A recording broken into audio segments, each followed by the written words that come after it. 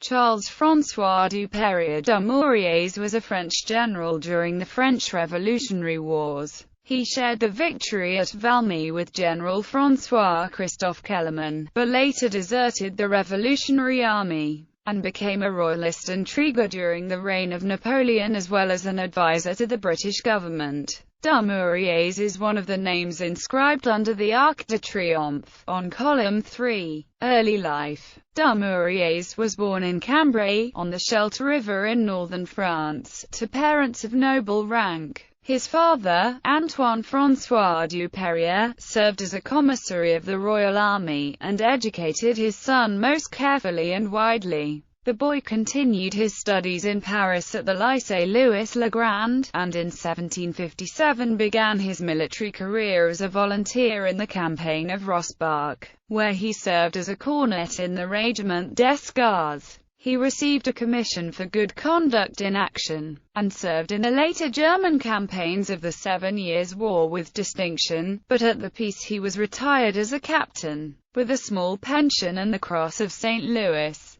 Damouriez then visited Italy and Corsica, Spain and Portugal, and his memoranda to the Duc de Choiseul on Corsican affairs at the time of the Corsican Republic led to his re-employment on the staff of the French Expeditionary Corps sent to the island, for which he gained the rank of lieutenant colonel. In 1767 Choiseul gave Damouriez a military command as deputy quartermaster general to the army of Corsica under the Marquis de Chauvelin. After this, he became a member of the Secret du Roi, the secret service under Louis XV, which gave full scope to his diplomatic skills. In 1770 he undertook a mission into Poland to the Confederation of Bar, where, in addition to his political business, he organized a Polish militia for the War of the Bar Confederation. On the 23rd of May, his Polish soldiers were smashed by the Russian forces of General Alexander Suvorov in the Battle of Lankarona. The fall of Choiseul brought about Damouriez's recall. In 1772, upon returning to Paris, Damouriez sought a military position from the Marquis de Montenard, Secretary of State for War, who gave him a staff position with the Regiment of Lorraine writing diplomatic and military reports.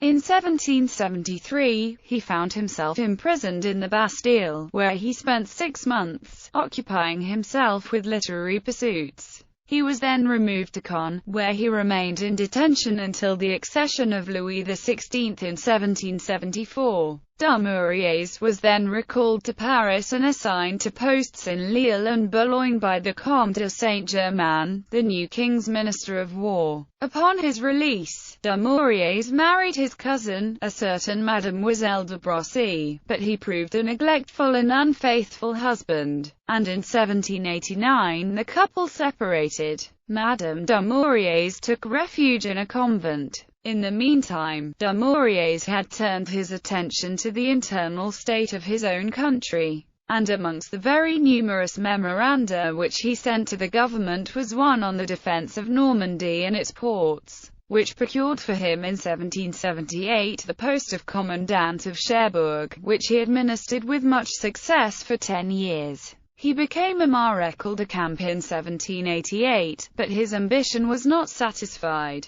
Career during the Revolution. At the outbreak of the Revolution, seeing the opportunity for carving out a new career, he went to Paris, where he joined the Jacobin Club in 1789. The death of Mirabeau, to whose fortunes he had attached himself, proved a great blow. However, opportunity arose again when, in his capacity as a lieutenant general and the commandant of Nantes, he offered to march to the assistance of the National Constituent Assembly after the royal family's unsuccessful flight to Varennes. In 1790, Damouriez was appointed French military advisor to the newly established independent Belgian government and remained dedicated to the cause of an independent Belgian Republic. Minister of War, Louis Lebig Dupertail, promoted Damouriez from President of the War Council to Major General in June 1791 and attached him to the 12th Division, which was commanded by General Jacques-Alexis de Vertoy.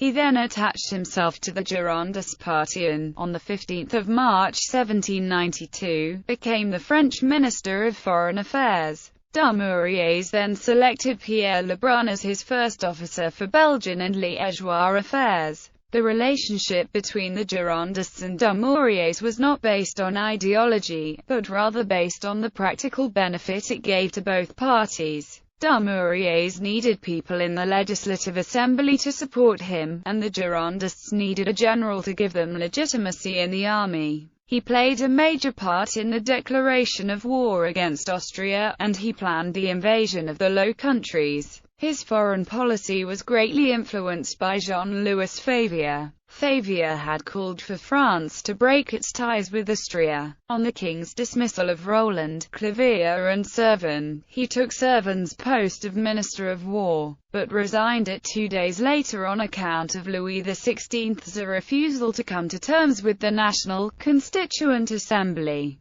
and went to join the army of Marshal Luckner. After the émeute of 10 August 1792 and Lafayette's flight, he gained appointment to the command of the Army of the Centre. At the same moment, France's enemies assumed the offensive. Damouriez acted promptly. His subordinate Kellermann repulsed the Prussians at Valmy, and Damouriez himself severely defeated the Austrians at Jemappes. After these military victories, Damouriez was ready to invade Belgium to spread revolution. He was a true revolutionary in the sense that he believed that nations which had undergone a revolution, in this instance France, should give aid to oppressed countries. As his plans were largely limited to Belgium, this tunnel vision sometimes prevented him from acting in the most logical fashion as a commander. Returning to Paris, Damouriez encountered popular ovation, but he gained less sympathy from the revolutionary government. His old-fashioned methodical method of conducting war exposed him to the criticism of ardent Jacobins, and a defeat would have meant the end of his career. To the more radical elements in Paris,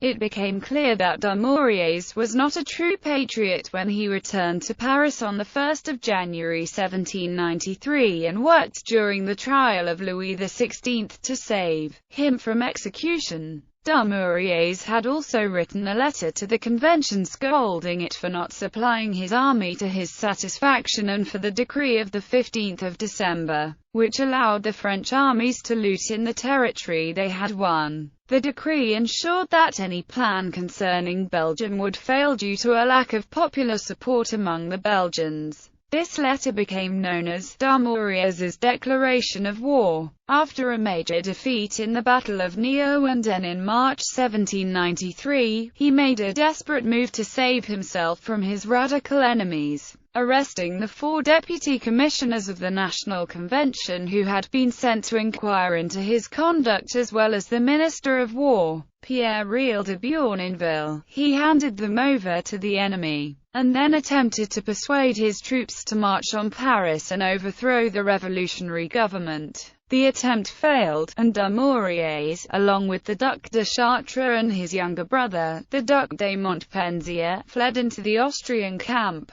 This blow left the Girondists vulnerable due to their association with Damouriez' later life and death.